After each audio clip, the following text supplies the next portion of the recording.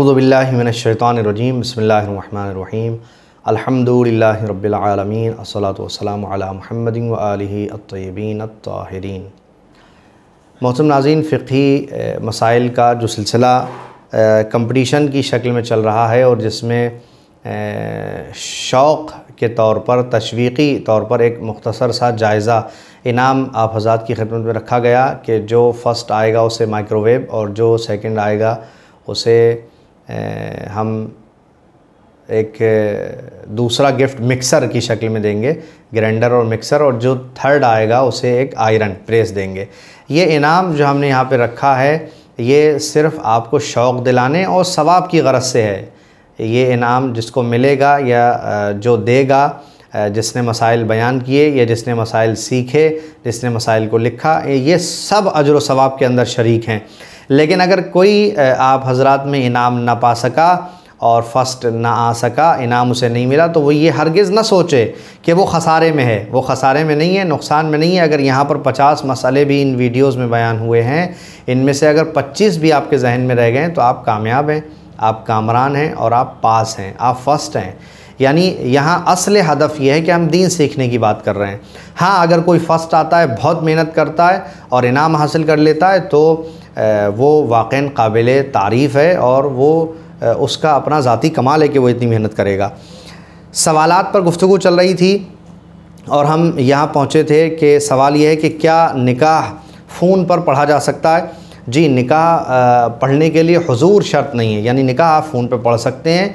ज़रूरी नहीं है कि वहाँ पर मौलाना हज़रात बैठें या कोई मौलवी साहब आएँ जहाँ मियाँ बीवी, जो अभी होने वाले मियाँ बीवी हैं, लड़का और लड़की बैठे हुए हैं, वहीं पर हाज़िर होकर निकाह पढ़ें। ऐसी कोई शर्त नहीं है।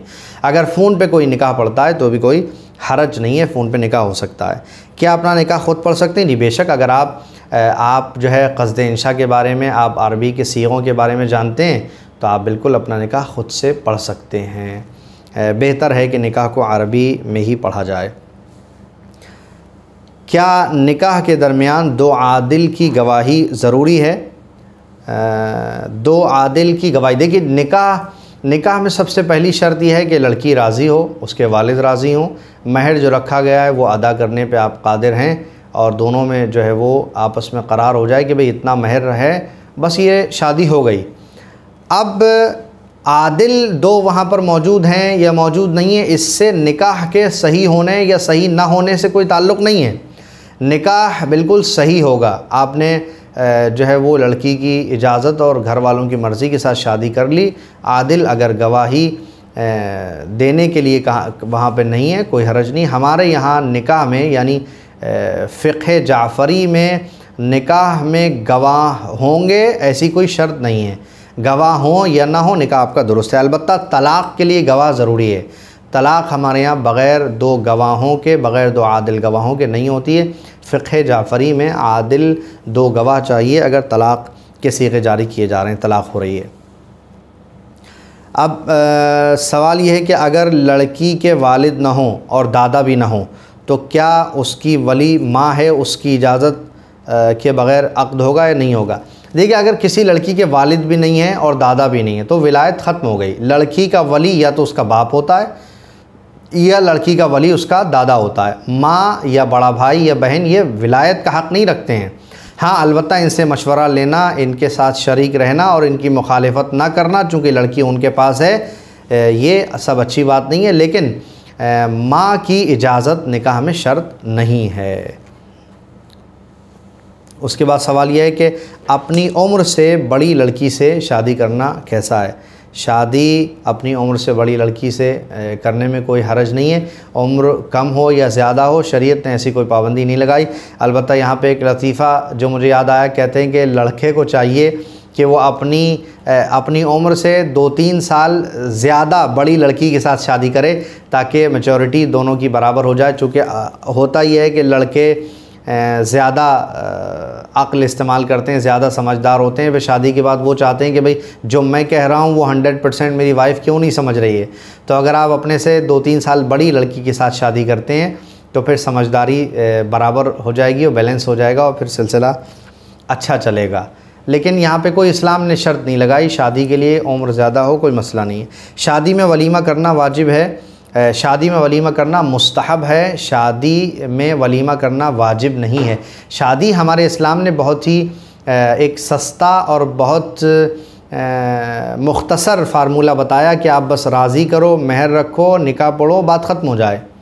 शादी को बहुत ज़्यादा रसूमात ने आके महंगा कर दिया और इसके अंदर बहुत सारी रस्में दाखिल हो गई, वरना शादी तो बहुत एक आसान अमल है, एक ऐसी नबी की सुन्नत है कि जिस पर अमल करने से शैतान की कमर टूट जाती है। कोई जब शादी करता है तो शैतान की कमर टूट जाती है। लिहाजा हमें कोशिश करने की ज़रूरत है कि हम रसूमात से बाहर आने की कोशिश करें और रस्में ख़त्म करते हुए इस्लामी तर्ज़ पर शादी करें ताकि शादी ज़्यादा महंगी ना हो। सवाल है कि पाकिस्तानी ड्रामा देखना कैसा है जबकि ड्रामा बनाने वाले सब मुस्लिम हैं। देखिए, यहाँ पे मसला ये नहीं है कि ड्रामा कोई भी सीरियल या मूवीज़ बनाने वाले मुस्लिम हैं या गैर मुस्लिम हैं, ये नहीं है मसला। मसला ये है कि जो मूवी या जो सीरियल, जो ड्रामा आप देख रहे हैं, जो भी टेलीविज़न प्रोग्राम आप देख रहे हैं, वो कैसा है। वो प्रोग्राम अगर ऐसा है कि जो आपको खिलाफ़ इस्लाम भड़काने या मसलन मज़हब में हराम जो हमारे करार दिया गया, ऐसा कोई शो, उसके अंदर ऐसा कोई सीन या ऐसी कोई बात नहीं है, तो कोई भी हरज नहीं है। फ़िल्म देखने में कोई बुराई नहीं है और ड्रामा देखने में कोई बुराई नहीं है, सीरियल देखने में कोई बुराई नहीं है। अगर इस तरह का सादा प्रोग्राम है जिसके अंदर ना तो कोई म्यूज़िक है, ना कोई गाना है, ना कोई जो है वो फ़ाहिशी है, ना ही उरियानियत है, तो ऐसे सीरियल देखने में कोई हरज नहीं है। नेल पॉलिश लगाना कैसा है और इसमें नमाज हो जाएगी? नेल पॉलिश लगाने से नमाज तो हो जाएगी, लेकिन चूँकि नमाज जिसके ऊपर डिपेंड है वज़ू, उसमें प्रॉब्लम होगी आपको। हाँ, अगर आपने वज़ू कर लिया, वज़ू करने के बाद नेल पॉलिश लगाई है और फिर आप नमाज़ पढ़ रहे हैं तो कोई हरज नहीं है, नमाज हो जाएगी आपकी। लेकिन चूँकि नेक्स्ट टाइम जब नमाज का अगला दूसरा टाइम आएगा, उससे पहले आपको उसको रिमूव करना पड़ेगा। सवाल है कि इत्र में अल्कोहल हो तो उसे यूज़ कर सकते हैं? जी, अल्कोहल, हर किस्म का अल्कोहल जो इत्र के अंदर, किसी भी परफ्यूम, किसी भी कंपनी के किसी भी परफ्यूम या बॉडी स्प्रे या इत्र के अंदर अगर अल्कोहल की मात्रा पाई जाती है, वो अल्कोहल किसी भी टाइप का हो, वो आपके लिए जायज़ है। और हर किस्म का अल्कोहल जो परफ्यूम के अंदर है वो आप लगा सकते हैं, उससे नमाज दुरुस्त है, कोई हरज नहीं है। हालत रोज़ा में भी खुशबू लगा सकते हैं। टूटी हुई सजदेगा पर सजदा करना कैसा है? टूटी हुई सजदेगा, असल में सजदेगा अगर हमारे इस अंगूठे के बराबर है, यानी इतनी बड़ी है कि हम उस पर पेशानी टेक पा रहे हैं, कोई कहे कि हाँ भाई इन्होंने सजदा कर लिया है, तो वो हमारे लिए काफ़ी है। वो अगरचे सजदेगा 4 हिस्सों ही में क्यों ना हो गई हो, अगर वो इतनी बड़ी है तो हम उस पर सजदा कर सकते हैं, कोई हरज नहीं है। यहाँ सवाल करने वाले का सवाल ये था कि सजदेगा साइड से कभी थोड़ी बहुत टूट जाती है तो शायद ये बात कही जाती है कि भाई टूटी हुई है, चटकी हुई सजदेगा पे सजदा नहीं होगा, लेकिन ऐसा कुछ नहीं है, उसके ऊपर सजदा हो जाएगा। अहले सुन्नत हज़रात के अक़ीक़े का गोश्त खा सकते हैं? जी, कोई मसला नहीं है, वो मुसलमान भाई हैं हमारे, उनके घर के अक़ीक़े का गोश्त हम खा सकते हैं और अपना गोश्त उन्हें खिला सकते हैं। अगर वो आपके पड़ोसी हैं, खाने और खिलाने में कोई हरज नहीं है। कहते हैं पड़ोसी को खिलाना या उसकी मदद करना मेरी हैसियत से बाहर है, यानी मेरे पास पैसे नहीं है कि मैं कुछ बना के पड़ोसी को खिलाऊं या उसकी पैसों से मदद कर दूं।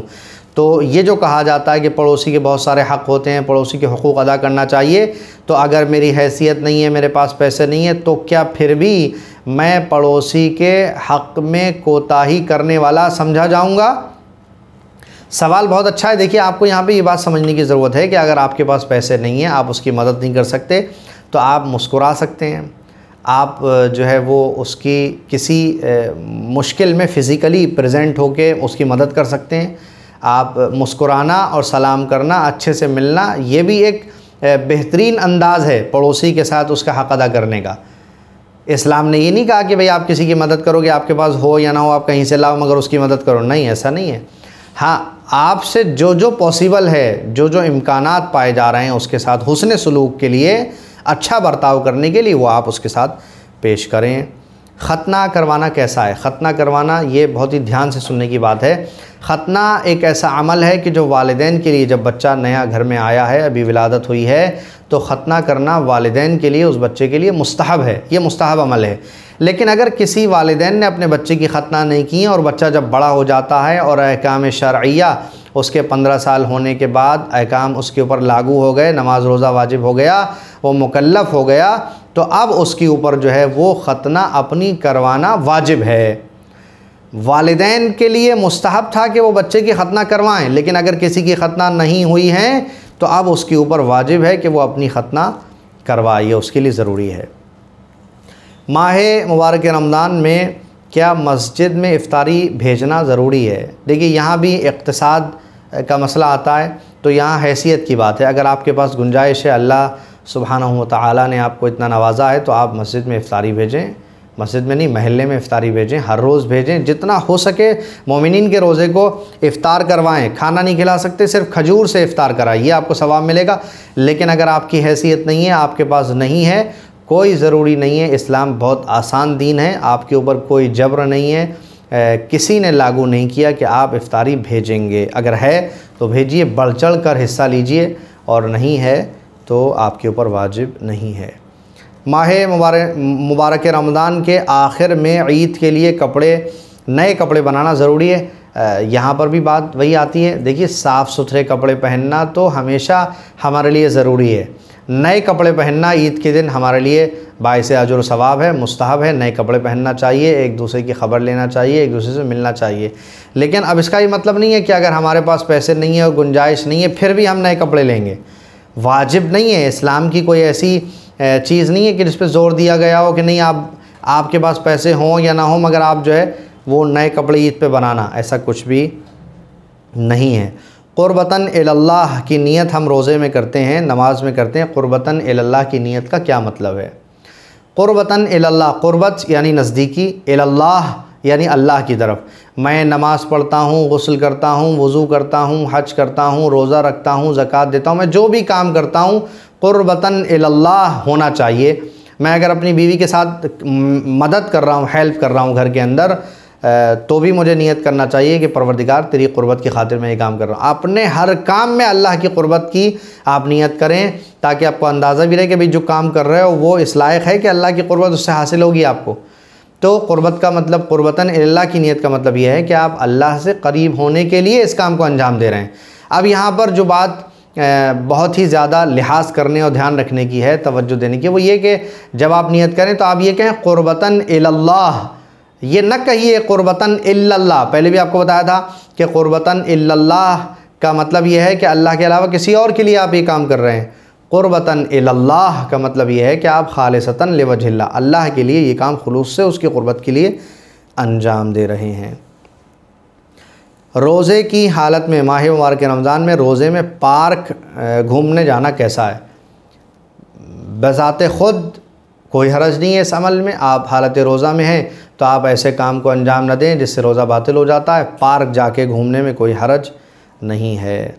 एक बुज़ुर्ग जो रोज़ा नहीं रख सकते माह मुबारक रमज़ान में, उन्हें क्या करना चाहिए? देखिए, मसला है कि बुज़ुर्ग हज़रात या बीमार हज़रात या वो कि जो रोज़ा बर्दाश्त नहीं कर सकते या रोज़ा नहीं रख सकते, तो अब उनके ज़िम्मे ये है कि वो हर रोज़े का एक फ़िदिया देंगे। हर रोज़े के बदले में 750 ग्राम आटा या चावल दे दें या गेहूँ दे दें। तो 750 ग्राम फ़ी रोज़ा उनको निकालना है, यानी 30 रोज़े का तकरीबन 22-22.5 किलो बनेगा। तो अगर रोज़ा नहीं रख सकते तो उन्हें ये फ़िदिया देना ज़रूरी है। माह मुबारक रमज़ान के रोज़े जानबूझकर छोड़कर हम तफरीह का सफ़र कर सकते हैं। माह मुबारक रमज़ान के रोज़े अल्लाह सुब्हानहू व तआला ने वाजिब करार दिए, और अगर हम सफ़र में हैं तो रोज़ा रखने की शर्त यह है कि आप हज़र में होना चाहिए। सफ़र में हैं तो आपके ऊपर रोज़ा वाजिब ही नहीं है। लेकिन अगर कोई माह रमज़ान में सिर्फ़ रोज़े छोड़ने की वजह से अगर सफ़र कर रहा है तो हराम नहीं है, मकरूह है। रोज़े छोड़ने की वजह से आप सफ़र पे जा रहे हैं, तफरीह का सफ़र हो या कोई भी सफ़र हो, रोज़ों से फ़रार मकसद अगर है तो ये सफ़र मकरूह है। बाद में माह रमज़ान मुबारक के बाद आपको इन रोज़ों की क़ज़ा करना पड़ेगी। माह रमज़ान में रोज़े में खुशबू लगाना कैसा है। पहले गुफ्तगू आई किसी सवाल में जहाँ पे इत्र लगाने की बात अल्कोहल यूज़ किया जा सकता है। बताया कि माह रमज़ान मुबारक में खुशबू, ये नॉर्मल इत्र और परफ्यूम जो हम लगाते हैं इसमें कोई हरज नहीं है। इस वक्त का आखिरी सवाल हमारे पास है। दोपहर में सोकर उठे हैं, रोज़े की हालत में माह रमज़ान मुबारक में दोपहर में सो के उठें तो ब्रश करना कैसा है। ब्रश कर सकते हैं, कोई हरज नहीं है। आपकी पूरी कोशिश ये हो कि ब्रश जो कर रहे हैं वो हलक से नीचे उसके झाग या उसका पानी, उसकी रतूबत कुछ भी नीचे नहीं जाना चाहिए। बस फ़ौरन कुल्ली करके बाहर कर दें। अगर जानबूझ के अंदर ले गए तो आपका रोज़ा बातिल हो जाएगा। माह मुबारक रमज़ान में बारगाह खुदावंद में हम कोशिश करेंगे कि परवरदिगार हम जिन मसाइल के लिए कोशिश कर रहे हैं, हम सब जो सीख रहे हैं, इस पर हमें बेहतरीन अज्र इनायत फरमा। अपनी ख़ास दुआ में याद रखिएगा। अस्सलामु अलैकुम व रहमतुल्लाहि व बरकातुहू।